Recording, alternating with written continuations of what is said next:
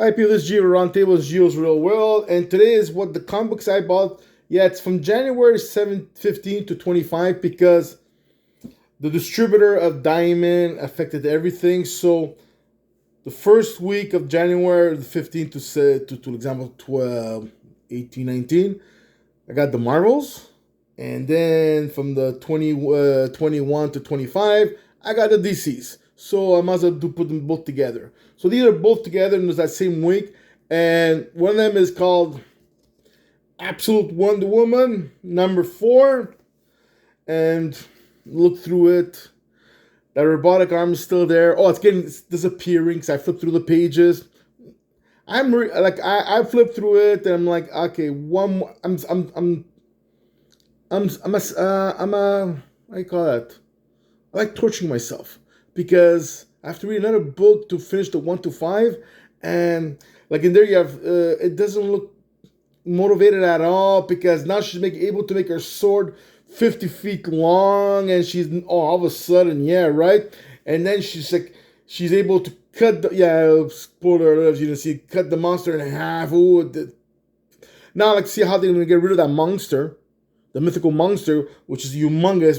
How are they going to get rid of all that organic waste and everything? Then you have certain parts, flipping through the pages. Circe talking to her goddess. Her name is Hellcat.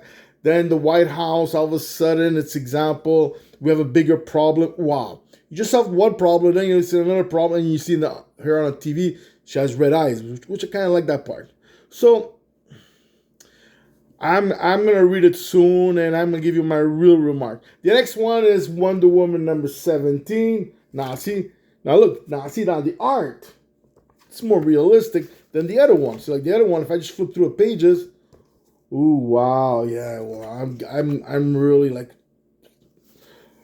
Wonder Woman 17. It just you see Diana with her baby there, and she's just like her panels kind of stuff. I'm just flipping through it, okay. And she's taking like pieces of marble, whatever it is, to create a statue of Steve Trevor. At the same time, her Wonder Woman club, can I sense? Which is Wonder Girl. Then you have Yara Flor from the Brazilian Amazons. Then you have the Troy. They're going after, because since she's a paternity leave, whatever, pregnancy leave, being better because I can't pronounce the other word.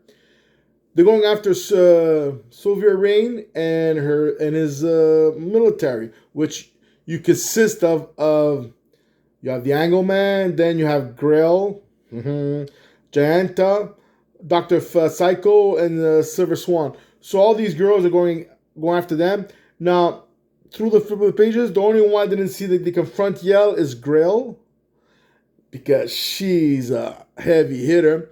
But it just shows you, like, Wonder Woman dealt with these people one at a time, and she went through them and all that.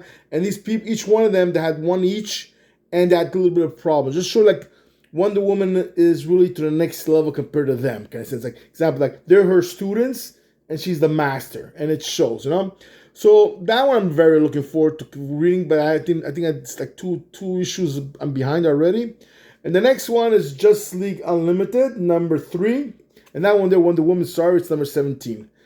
This one here, as I said, this would be the same thing, like, to me, it's like the absolute Wonder Woman, can I say, number 3 of Justice League Unlimited.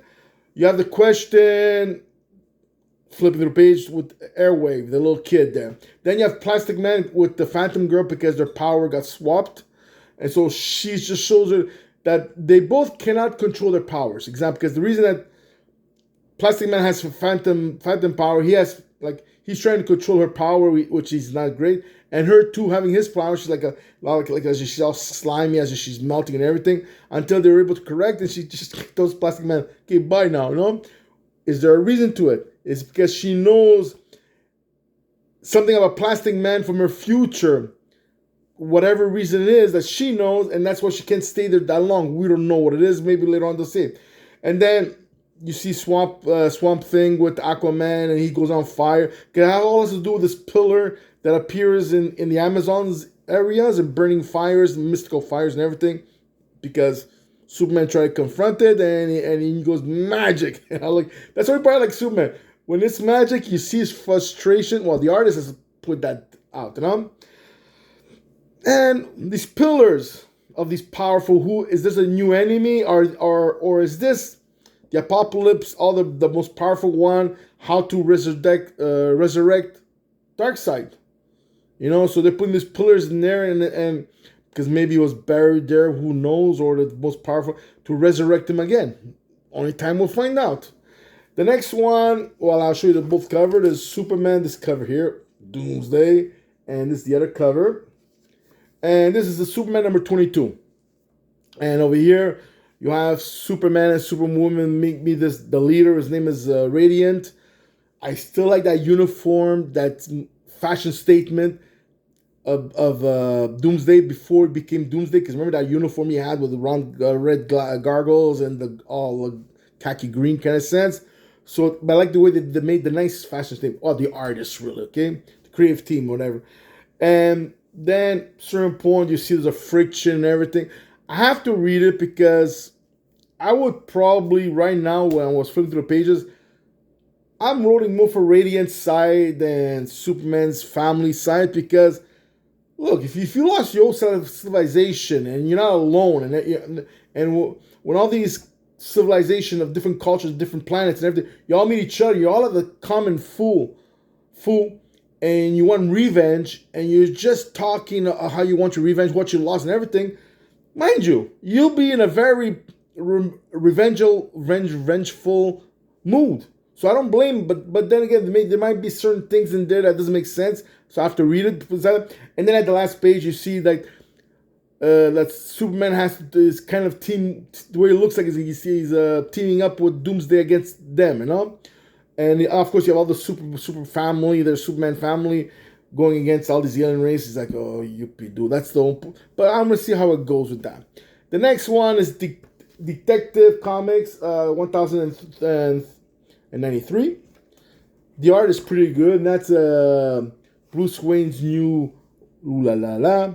The thing is, we don't know if she's gonna be a villain or not. What's her thing in this with this new hit woman called Asthma? Then you see in the past, is she probably Scarlet Martha Scott? Because you see certain parts in the past when Bruce Wayne was small that they got fired or whatever, and he confronts them. They have to leave their own path. Is there some? And the same thing, Asthma. I think that's how you pronounce her name. She was able to put a needle right where the skin is revealed of Bruce Batman. That when she goes back to the laboratory, with the same laboratory where that his new girlfriend is, she finds that DNA belongs to Bruce Wayne. And so there you go. And I always said at that part, I go, look, why does he have a full-fledged? Because no Batman, it worked. The moderns, it doesn't work no more. A little bit of skin, of blood, man, they don't know who you are. So anyways, and I'll say that when I do the Batman movie, my version, Geo version, because that's why I changed their mask and everything. The other ones, Marvel side, is Immortal Thor, number 19. Great cover, you know, Alex Ross, right? And this one is in there, there's everybody except Thor. And it's the coming of the elder gods. And then there's Thor's brother. Now, is he really his brother? Because since they're gods, you know, they can manipulate. So over time, we'll find out. The last but not least, this one I'm going to read right away. The Ultimate Wolverine. You have this cover, and I have this cover. Look at that, okay? And the art is pretty good. And then here we thought, when I was flipping through it, I thought he was going to fight against the Colossus. And he kills it. And at a certain point, if you look at the right panel, it isn't, okay? And this is what the maker and his council, and then the part F. Because the reason I'm so excited about that one there, I kind of read a couple of panels. And so the Wolverine was part of this team called the Opposition to go against the Euro-Asia Republican, which is Colossus, Omega Red, and Magic. Because Magic is Colossus' sister, right? And this one here, Wolverine in there, he's like controlled and everything. He's a killing machine. I mean, he's like when Wolverine goes on a rampage. He's the same thing, but except he's more controlling. He's like a robot or killing machine, that he's on a path, he knows what to do, what he has to do, and he's on a mission, you know? And it looks pretty good. I mean, there's a lot of things killing and this and that. It's like, and the way I looked at it, because they were saying like, oh, Wolverine is probably American or this and that. Nope, I don't think so. Because don't forget, in the Maker's universe, right? There is no America, Canada, everything. It's all different new countries, you could say, right? It's an example like Colossus. He could choose you're Asia Republican. So it means he has Russia and probably a bit of Asia. He has a bit of a Europe. So it's that kind of world, which I like. So that's it. So I'm going to let you guys go because I'm going to go read the Ultimate Wolverine there. That's my most very exciting. I want to see if they really change his origin to American or whatever, because that's going to peeve me off, because keep it true to itself. But there's a lot of changing certain things. I thought, well, I'm going to read it. But anyways, I'll say because it's already getting too long enough. So I'll let you go. Jules out. Subscribe. Press the like button. I'm going to let you go because, yes, I'm in a passion to read the Ultimate. And I probably have the same sweater because I'm reading right now. Okay, ciao, guys.